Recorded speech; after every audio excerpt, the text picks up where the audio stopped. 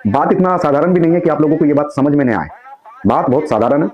2017 में उत्तर प्रदेश के एक गांव जिसका नाम है उन्नाव, और उस गांव में जो है एक लड़की रहती थी जिनके साथ रेप किया गया, और वो कोई आम व्यक्ति नहीं था रेप करने वाले, वो उत्तर प्रदेश के एमएलए थे। एमएलए मतलब तो आप समझते होंगे, विधायक, और वो बीजेपी से संबंध रखते थे। बाद में उनको बर्खास्त कर दिया गया उस पार्टी से, उससे कोई मैटर नहीं करता, लेकिन जब तक वो पार्टी में थे उस समय की ये बात है, तभी उनका रेप किया गया उस लड़की का। और रेप करने के बाद, ये घटना 2017 का है, रेप करने के बाद क्या किया गया उन लड़कियों के साथ, पहले तो वो अकेले रेप किया, तो उसके बाद जो है उनके साथ सामूहिक बलात्कार किया गया। ठीक है। और इन सब घटनाओं के बाद जो है जब वो लड़की उसको केस करने के लिए पहुंची, एफआईआर करवाने के लिए पहुंची, तो उसमें जो पुलिस का कोई सुनवाई नहीं हुआ और उन लड़की को भगा दिया गया।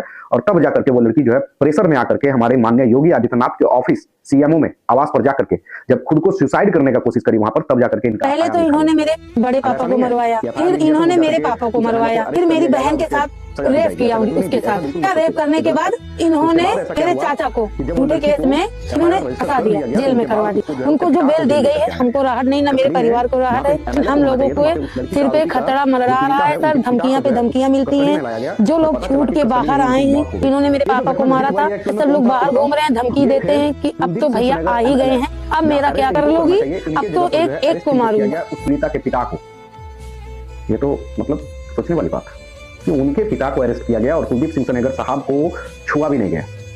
तो फिर जाकर के जब उनके खिलाफ इन लोगों के जो हाई कोर्ट है उनमें जब केस जाहिर हुआ, तब जाकर के क्या हुआ, इनके पिता को तो कस्टडी में ही मार दिया गया। उनके बाद जो है इनका 2 रिलेटिव को गाड़ी से, ट्रक से एक्सीडेंट करवा करके मार दिया गया। फिर जाकर के जो वकील है जो इनका केस की सुनवाई कोर्ट में करी थी, उनके साथ भी एक्सीडेंट हुआ। तो बात सामान्य नहीं है, ये सामान्य नहीं है। एक एमएलए के अंदर इतना पावर नहीं होता कि वो किसी भी पीड़िता के साथ और हाई कोर्ट के खिलाफ जाकर के उनको इतना, उसके परिवार को थ्रेटेंड किया जाए। उसके ऊपर भी कोई ऐसा शक्ति जरूर है जो इनको इंटरनली सपोर्ट कर रहा है।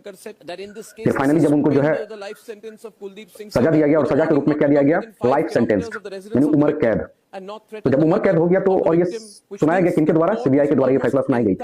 अगर सवाल यहाँ ये आता है कि अगर सीबीआई सही था उस टाइम पर 2017 में अगर सीबीआई सही थी, तो फिर 2025 में जाकर के उनको बेल क्यों मिला, और अगर इनको बेल मिला है तो फिर उस टाइम पर सीबीआई कैसे सही थी। सीबीआई आता है सेंट्रल गवर्नमेंट के अंदर और हाई कोर्ट आता है जुरिसडिक्शन के अंदर, जुडिशरी के अंदर। या तो हाई कोर्ट गलत है या तो सीबीआई गलत है।